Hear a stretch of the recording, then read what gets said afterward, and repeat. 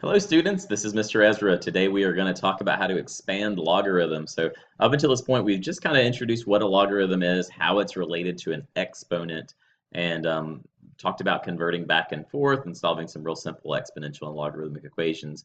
Today we're going to learn something brand new for most of you, I think, and that is how to expand a logarithm, how to take one logarithm and break it apart into more than one logarithm. It's an easy thing to do once you get enough practice in, so let's get started.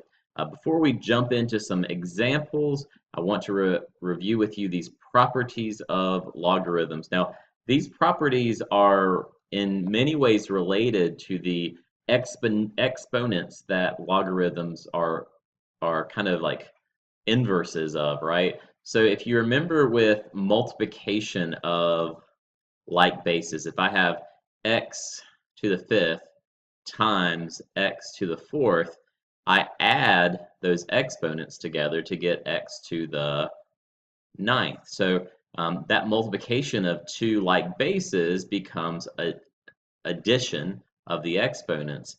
The same thing is happening inside the logarithm here. I don't know if you remember this, but the exponent is the inside of the logarithm. So we're applying that same property. We're basically saying that the log base a of uv would break apart into two separate logs, base a of u plus log base a of v. Just like the multiplication and exponents can be with like bases can become addition of the exponents. The natural log here is another example. Just remember that natural logs have an understood base of e, so they're not special. The way that you deal with them is not different. They just are ln instead of log. You might also remember what happens when you have division with exponents. X to the fifth divided by x to the fourth, you would subtract 5 minus 4 to get x to the first power, right? You subtract the division of like bases, subtract the exponents. Well, the same thing happens with these logarithms. If you have division inside the logarithm, you can expand it to become two logarithms with subtraction between them, just like you subtract the exponents here.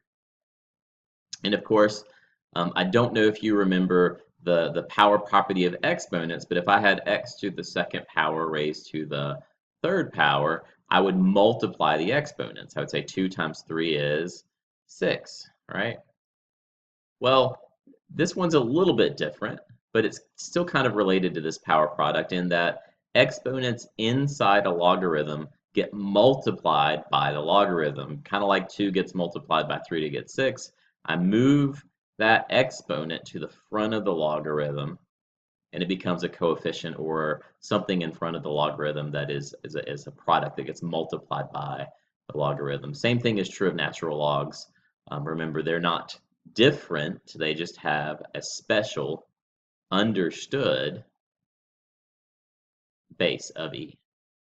Okay, now if all of these letters in here is really confusing for you, don't don't freak out just yet. It's not going to be that bad once you see the actual examples and we start working through some practice problems. I think you're going to like this.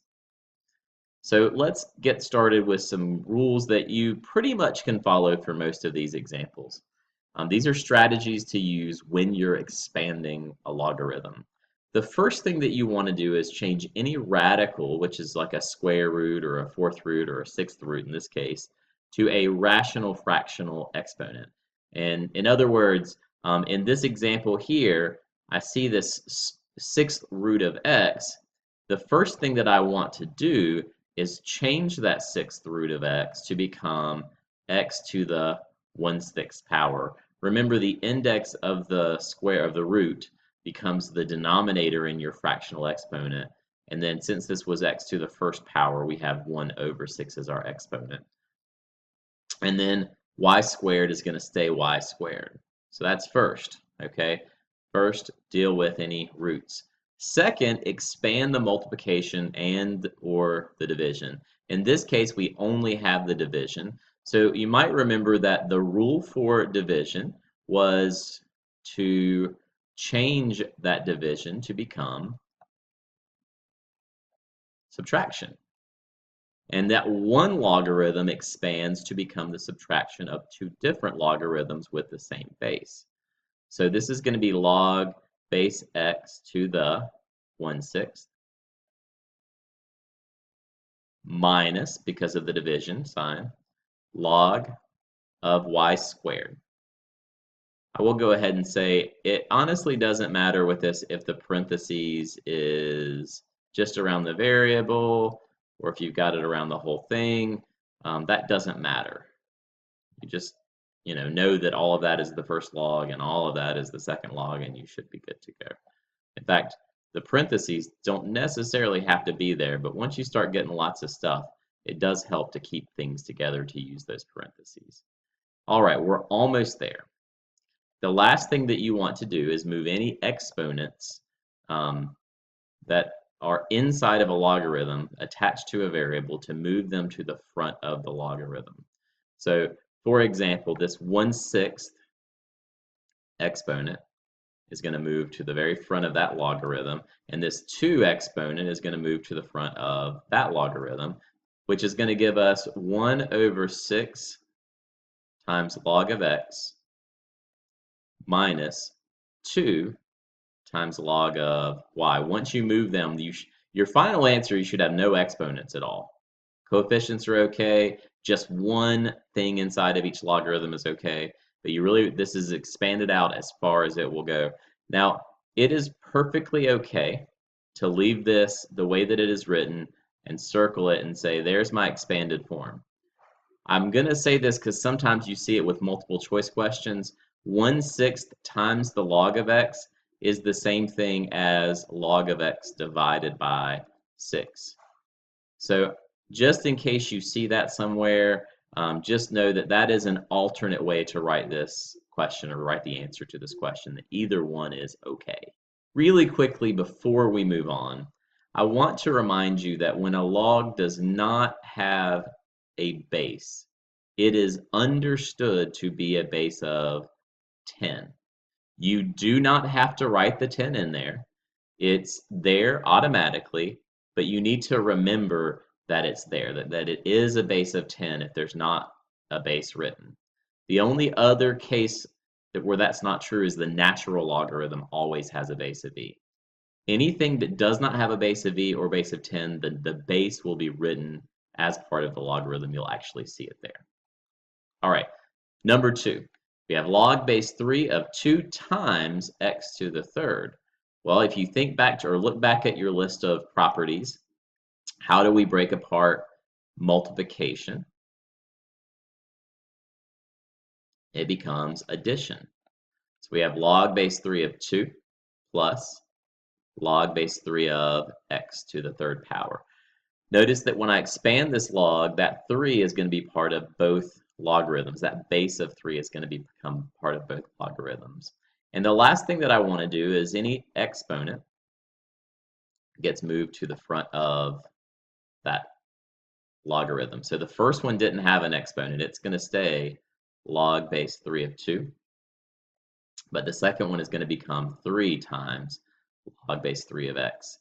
Your final answer should never have anything like any more than one item inside the logarithm, a number or a variable. Nothing else should be in there in the expanded form. Number 3. Notice in number 2 and number 3 that there are no square roots or no fourth roots or fifth roots or sixth roots. So that first step of changing roots to fraction exponents, we only have to do if we see it. If not, we move on to the multiplication and division. So here we've got log base 10 of 5 times x to the third times y.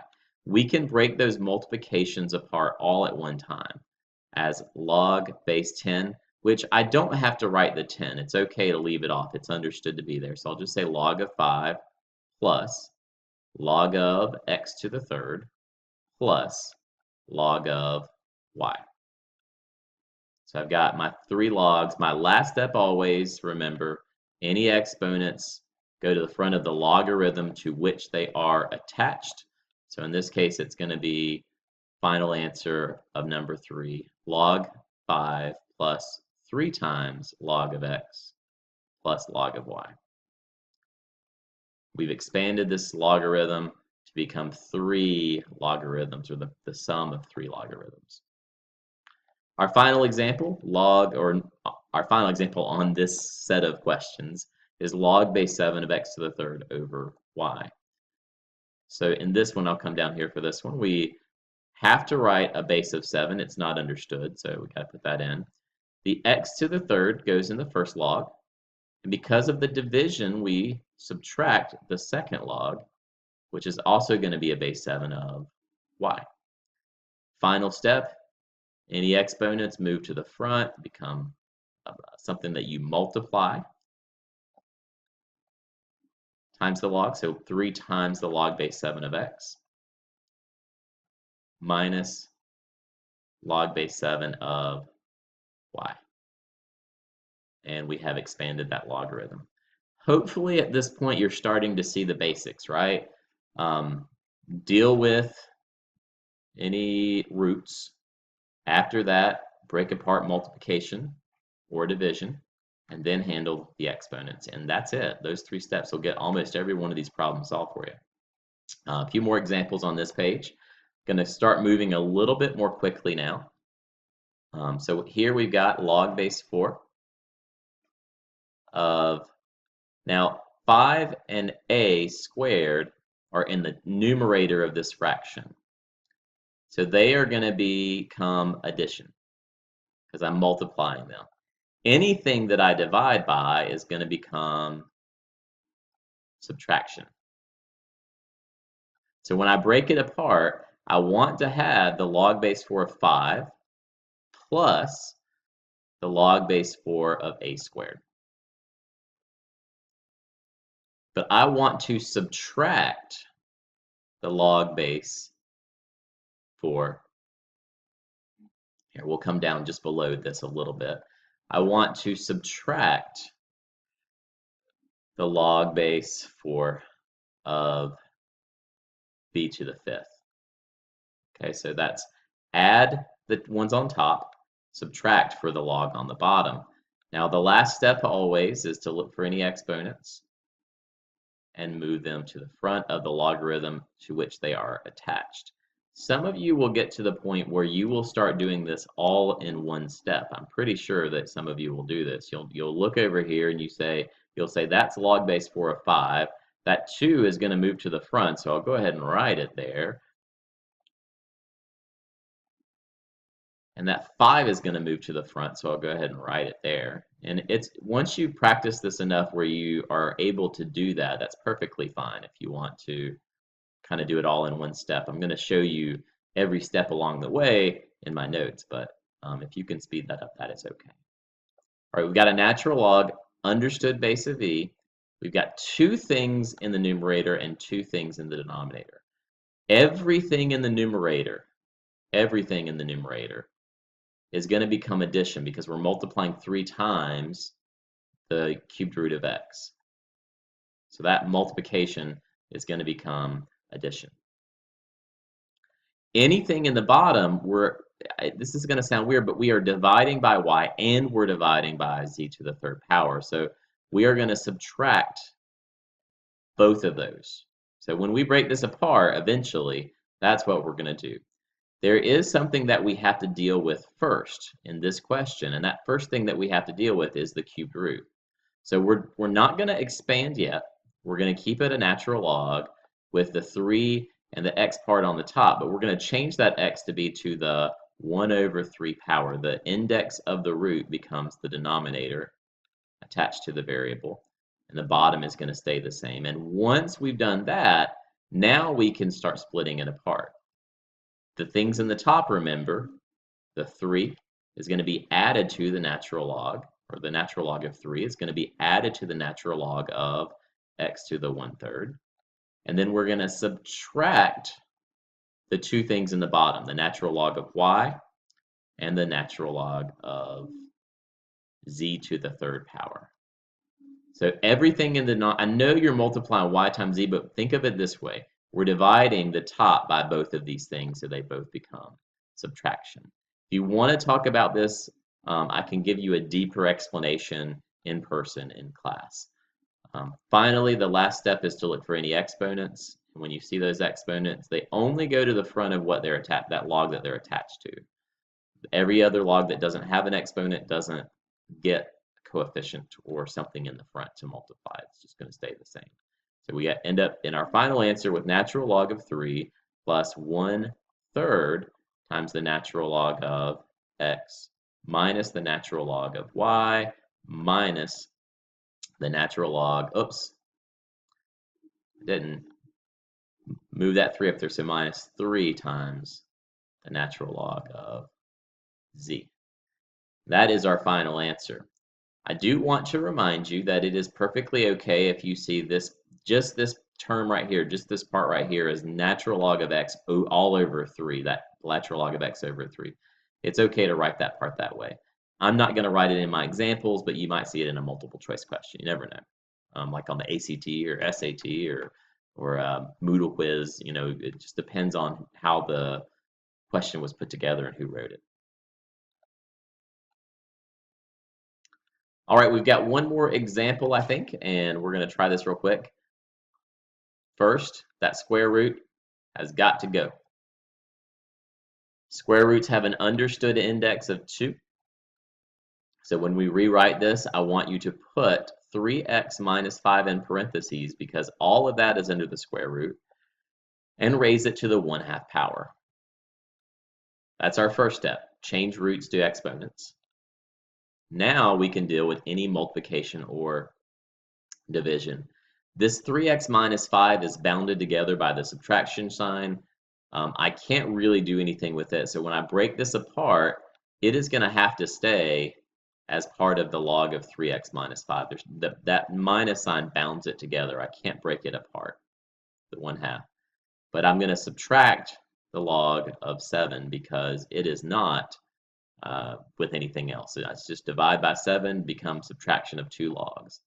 Now this coefficient of 1/2 is going to move to the front.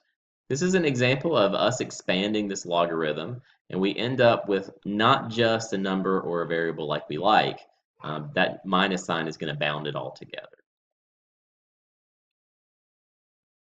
I want to show you a few examples.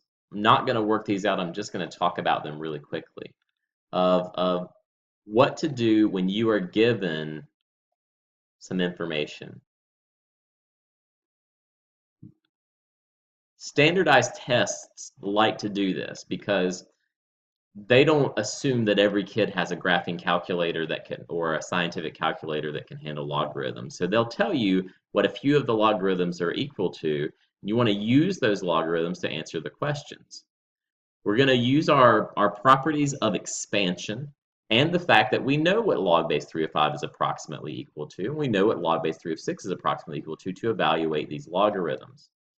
First, look at this first one here. First, if I see 6 divided by 5 in the logarithm, I can break that division into 2 logarithms with subtraction between them. That's how you expand that division. When I do that, I now have log base 6. I'm sorry. I now have log base 3 of 6 minus log base 3 of 5. I know the value of these 2 logarithms, so I substitute in the 1.465 for log base 3 of 5, and I substitute in the 1.631 for log base 3 of 6, and those are the 2 numbers that I subtract to get my final answer. Now this one here is not as straightforward, log base 3 of 30.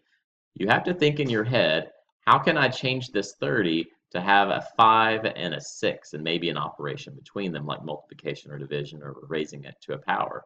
And most of you are going to say, oh, well, 5 times 6 is 30. And that's exactly what we want to do. We want to express that 30 as 5 times 6 because then we can break apart the multiplication into 2 logarithms. And once we have the 2 separate logarithms, we can substitute in the appropriate values for each of those logarithms and add them together to get our final answer of the log evaluated.